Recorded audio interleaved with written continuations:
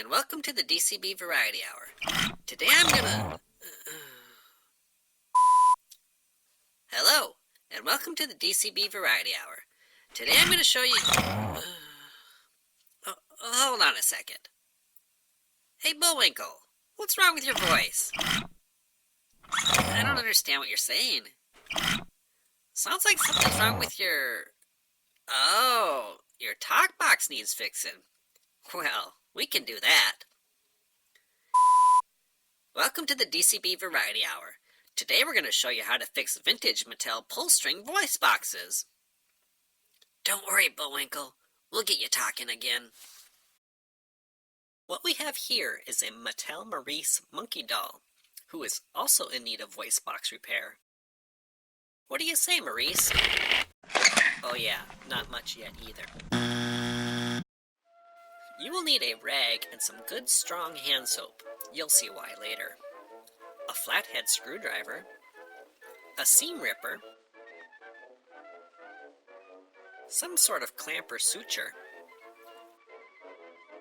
super glue, an instant kicker is nice too, but not necessary, tweezers or dental tools, goof-off cleaning fluid, sewing needle and thread, and your daily multivitamins.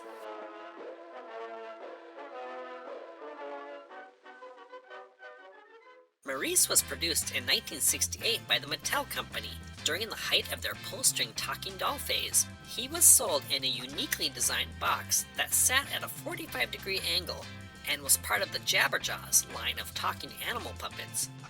His rubber face parts are repurposed from the full-body Chester O. Chimp talking doll that was released 4 years prior. The first thing we're going to need to do is locate and remove the Chatterbox from the cloth sack inside his body. You will see that it is only held shut with a line of stitched thread. Take your seam ripper and start to open up this seam.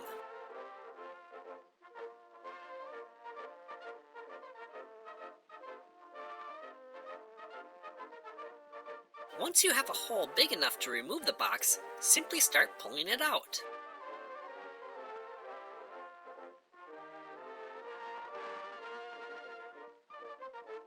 The box is held in place by a very strong snap that the string also runs through. We're going to take a flathead screwdriver and twist carefully around the snap to separate it. Be careful not to rip the fabric where one half of the snap is connected. Fortunately for us, this Chatterbox has already started to crack open along the seam. Once you can get your screwdriver into an opening, slowly work it around the seam, giving the driver a little twist. Be mindful that you're cracking the seam and not the plastic itself.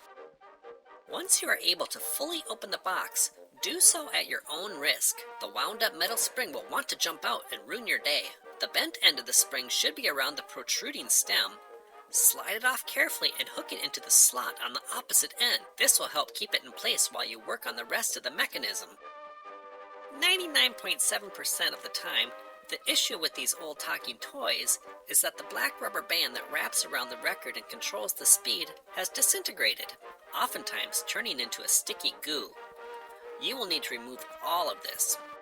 Pick out the pieces you can with the tweezers and scrape any bits that are melted around the edge of the record. It's a gooey mess, and you may want to wear gloves. Also, be sure to keep your sticky little fingers away from the doll, as it will definitely stain him. A good idea is to wrap him up in a plastic bag while you do the dirty work. You're going to need to pop the record out for more cleaning and to eventually put a new O-ring on it. When doing this, again, being mindful of the spring, hold the end of it with one hand while you pull the record out with the other. Then pop that spring coil back into the slot. Make sure you clean all around the record edge.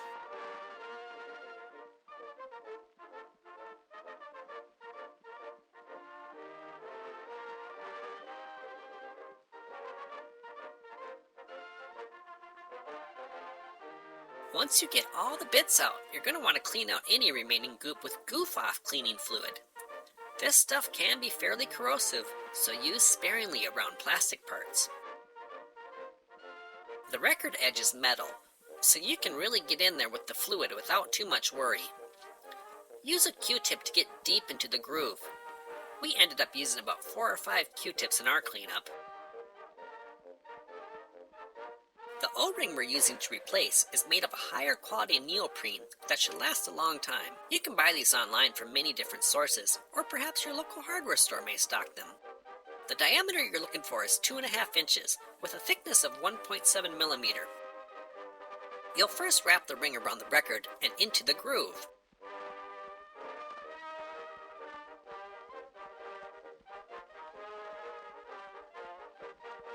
Then with a fine point tweezer or dental tool, grab the ring and stretch out a section of it.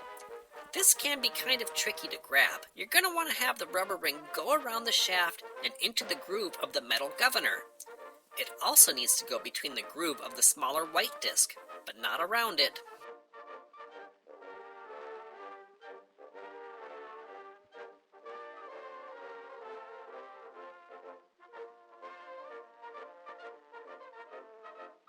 A little more cleanup of the sticky globs with goof off on a rag.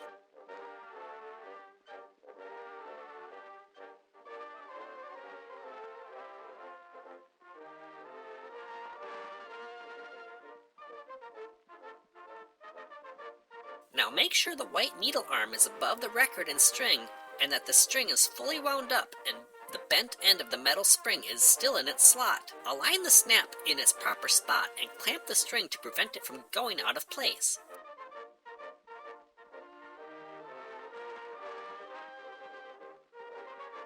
Run a bead of superglue around the entire edge of the outer shell.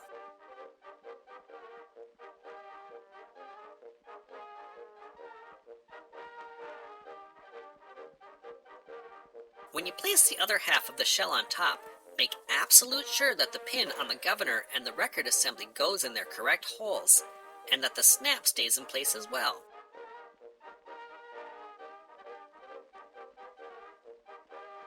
Once you are comfortable that everything is lined up, press the shells together firmly. You can use a kick spray to cure the superglue instantly.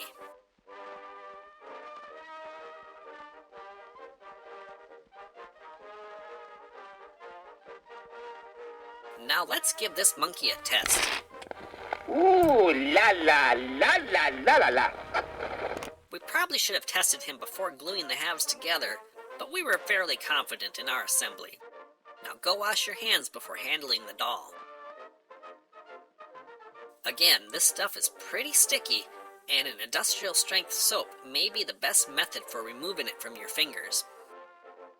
One of the more trickier aspects of fixing these toys is snapping the snap back together. A pair of needle nose pliers or two will help.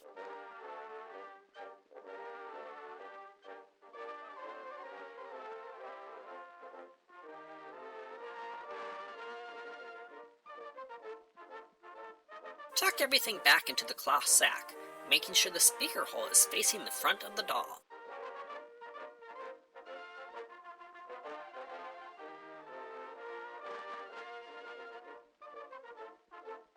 Now grab the edges of the sack and pull them to the sides to make sure they align. Insert your thread needle in one end and pull through.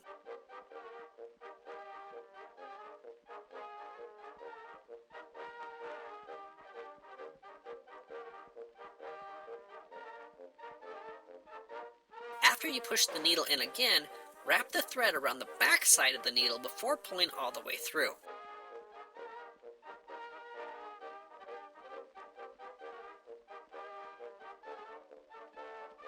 Repeat this pattern with every stitch until you get to the end.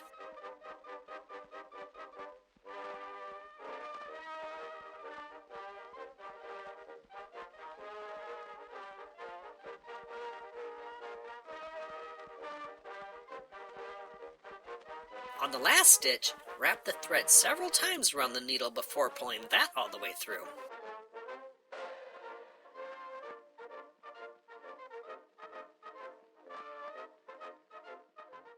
And there you have it, a freshly fixed talking pull-string doll for you to love and enjoy, or sell on eBay.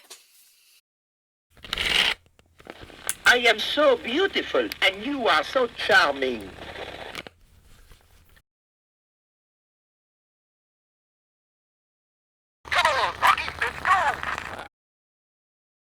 And speaking of Mattel talking toys, here's a little bonus fun fact. In all of our years buying and selling hundreds of pull-string dolls, we have yet to come across a Bugs Bunny doll that hasn't worked. Strange, huh? Did they use exclusive special O-rings in the Bugs dolls? Or did kids just not play with them as much?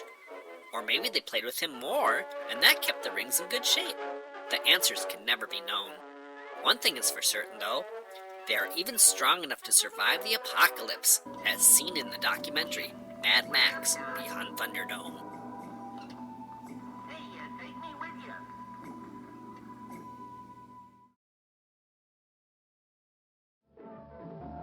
Thanks for watching. Be sure to subscribe to my channel. And why not tell a friend? Be good and stay squeaky.